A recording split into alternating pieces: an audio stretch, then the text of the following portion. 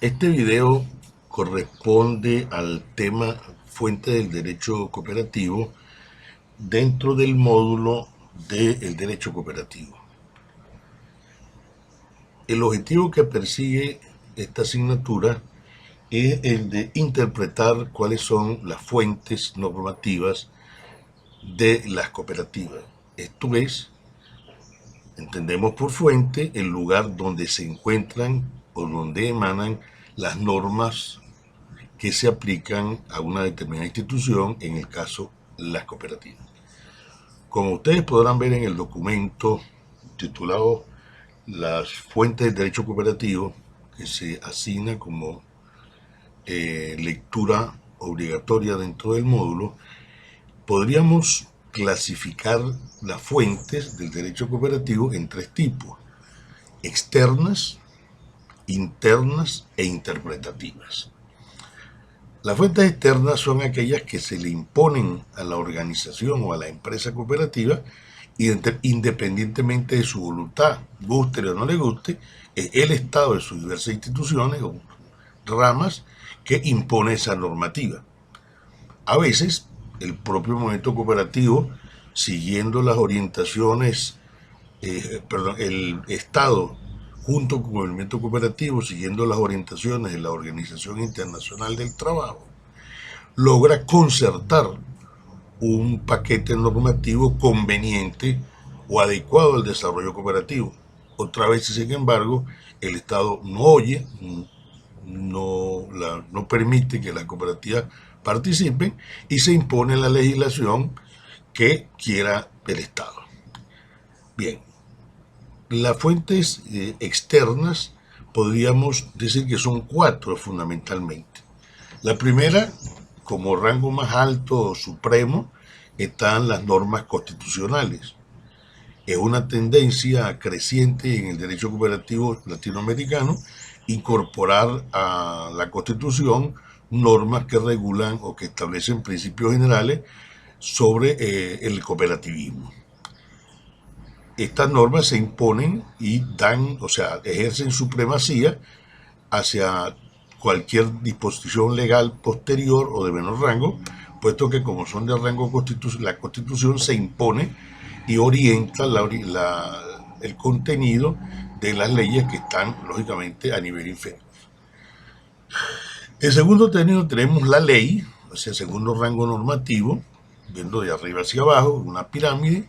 La ley, que es una emanación normativa del órgano legislativo, o en su caso, una norma decretada por el Ejecutivo Nacional, lo que se llama decretos ley, bien sea porque por circunstancias políticas el Poder Ejecutivo ha dictado una ley que ha tenido que ser obedecida por las circunstancias mismas, o porque la propia Constitución permite que la ley el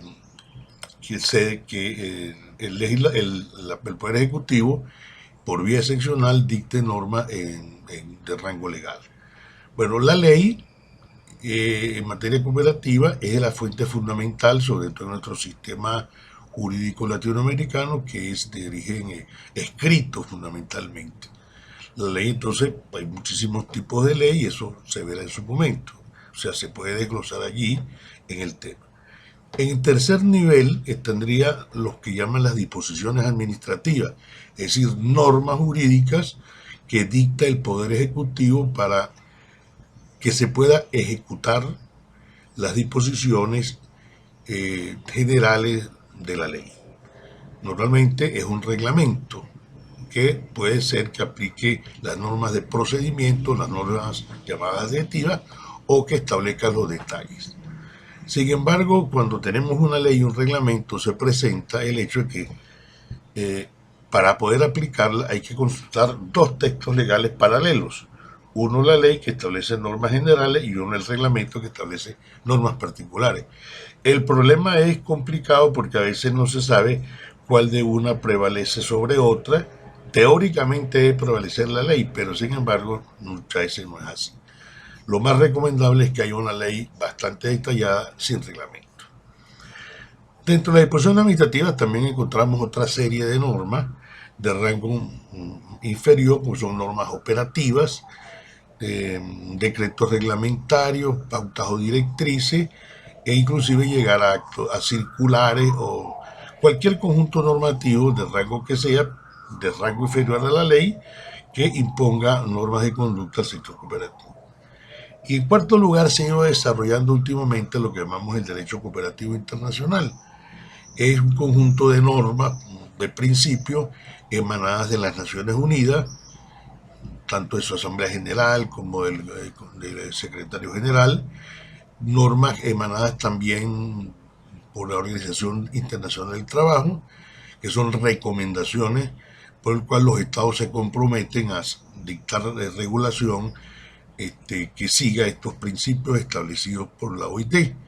Lo mismo las pautas o directrices que dicta la Alianza Cooperativa Internacional como organismo mayor del sector cooperativo y por sus ramas de actividad las distintas confederaciones mundiales de cooperativas, por ejemplo, de trabajadores, de ahorro y crédito, de seguros, de vivienda, etc.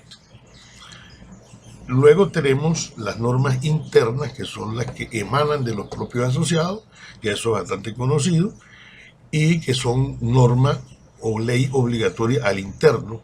Lógicamente no pueden contradecir la norma jurídica, la norma establecida en la ley. Tenemos entonces el estatuto, de un rango inferior los reglamentos internos, que detallan a las normas estatutarias de detalle. Esto es muy importante para la prestación de servicios, pues se recomienda que cada servicio que preste una cooperativa debe tener un reglamento que oriente y dirija ese reglamento. Después tenemos en tercer rango, muy poco conocido por algunos, son los manuales de sistemas y procedimientos, que son normas internas de rango subreglamentario que establecen cuáles son los procedimientos que se deben seguir al interior de una cooperativa, sobre todo procedimientos administrativos, y en el caso del personal, los límites de actuación de cada uno, la distribución de competencias para cada uno.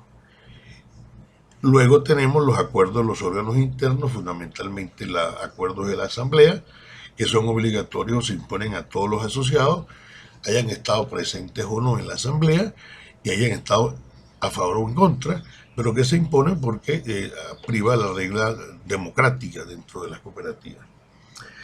Y por último tenemos de bastante reciente data las normas de buen gobierno, que han tenido mucho auge en el sector mercantil, pero que en el cooperativo sencillamente son pautas de cómo debe actuar una cooperativa para poder asegurar su gobernanza. Algunos dicen que no es más que la traducción a la práctica de los principios cooperativos. Y en cuanto a la fuente interpretativa, son aquellas que se utilizan para aclarar el significado de una ley o determinar cuál es la ley aplicable o cuál es la normativa aplicable en caso de que se tuviese dudas acerca de qué normativa se debe aplicar. En este contemplamos los principios generales del cooperativismo, que pueden ser tenidos o bien como una orientación general o como unas meganormas que se imponen a todo el sector cooperativo y que identifican a una empresa como cooperativa. Luego tenemos las normas del derecho común, o sea, del derecho civil o del derecho mercantil. Los principios generales del derecho son normas muy vagas, pero que orientan la decisión de un problema en un momento determinado. Los usos y costumbres, o sea, formas de actuar reiteradas que se han hecho en las cooperativas y que pueden ser utilizadas para resolver alguna situación concreta. Sobre todo, fíjense, en el caso de la distribución de los cargos del Consejo de Administración de una asamblea. Y por último, la jurisprudencia, es decir, los criterios reiterados de los tribunales para resolver situaciones concretas que no están claras o que se duda de su aplicación y que emanan de los tribunales.